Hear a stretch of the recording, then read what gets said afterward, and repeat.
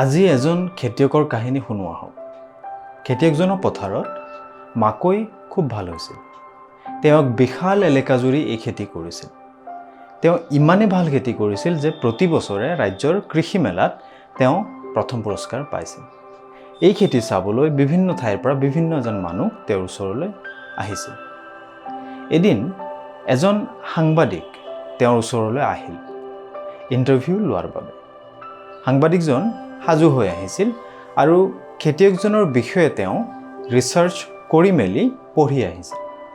এই ৰিচাৰ্চ কৰোঁতে সাংবাদিকজনে গম পাইছিল যে খেতিয়কজনে নিজৰ ভাল গুটিবোৰ ওচৰ পাজৰৰ আন খেতিয়কসকলকো দিয়ে। এই কথাকে সাংবাদিকজনে সুধিলে, আপুনি নিজৰ আটাইতকৈ ভাল বীজবোৰ ওচৰ চুবুৰীয়াৰ লগত ভগাই লয়। তেওঁলোকে ভাল বীজেৰে খেতি কৰিলে ভাল ফচল উৎপাদন কৰিব আৰু ৰাজ্যিক প্ৰতিযোগিতাত অংশ ল'ব। তেনেকুৱা হ'লে প্ৰতিযোগিতাত জিকিবলৈ জানো আপোনাৰ বেছি কষ্ট নহ'ব? খেতিয়কজন অলপ সময় মনে মনে থাকিল।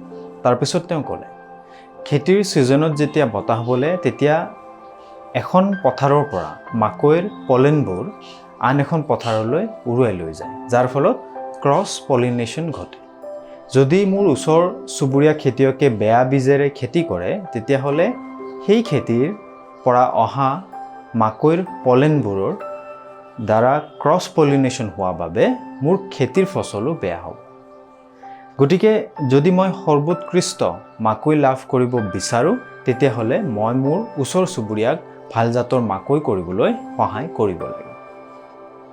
এক সুখী আৰু সন্তুষ্টিৰে ভৰা জীৱন কটাবলৈ হ'লে আমি আনক সহায় কৰিব লাগিব। আনৰ জীৱনবোৰ আগতকৈ ভাল কৰি তুলিবলৈ সহায় কৰিব লাগিব। আনৰ লগত ভগাই ল'লেহে সঁচা সুখ পোৱা যায়।